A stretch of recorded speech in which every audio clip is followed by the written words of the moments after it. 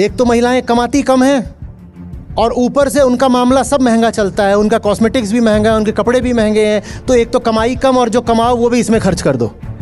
क्यों इतना ध्यान देना है कि लिप ग्लॉस ठीक से लगा है कि नहीं? होंठ तो होंठ होता है, पुरुष के पास भी होंठ है, हमने तो नहीं देखा कि वो उसको रंग रहा है। कभी सोचा क्यों रंग रहे हो? बताओ, मुझे ये नहीं समझ में आया आज तक। मैं सोचो यहां पर आपके सामने आया हूं और होंठ, और आप सब देख के कह रहे हो वाह वाह क्या होंठ है। अरे मालूम है होंठ तक नहीं सीमित रहती, नीचे आते जाओ और खुलता जाता है सब। आप बैठे हैं, आप भी बैठी हैं, आप बैठी हैं, आप भी बैठे हैं। होंठ तो होंठ ही जैसा होता है, लगभग खून जैसी चीज है होंठ। स्त्री पुरुष में एक जैसा ही होता है। होंठ काहे को रंगते हो? क्यों? और वो अटेंशन चाहिए ताकि कोई बोझ उठाए हमारा। जो हमें अटेंशन देगा फिर धीरे धीरे वो हमें पालना भी शुरू कर देगा।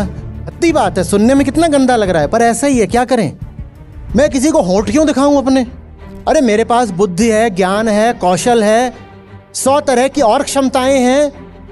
मुझे प्रदर्शित करनी भी है तो वो क्षमताएं प्रदर्शित करूंगा ना।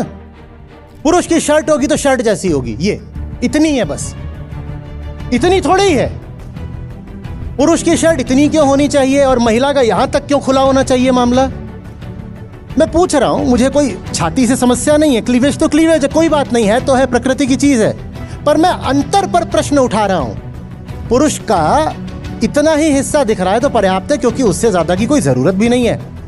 और महिला का कपड़ा होगा तो चाहे ब्लाउज हो कि कुछ हो, वो पूरा ऐसे पृथ्वी का चक्कर लगा करके आएगा पूरा।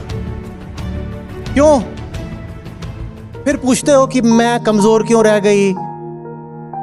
देह है भाई, किसी को स्त्री की मिली है तो किसी को पुरुष को मिलेगी। प्रकृति में 50-50 चलता है। ये इतनी बड़ी बात थोड़ी हो गई। आप चेतना हो, काहे के लिए अपनी जेंडर आइडेंटिटी बिल्कुल खोपड़ी पे रखकर घूम रहे हो?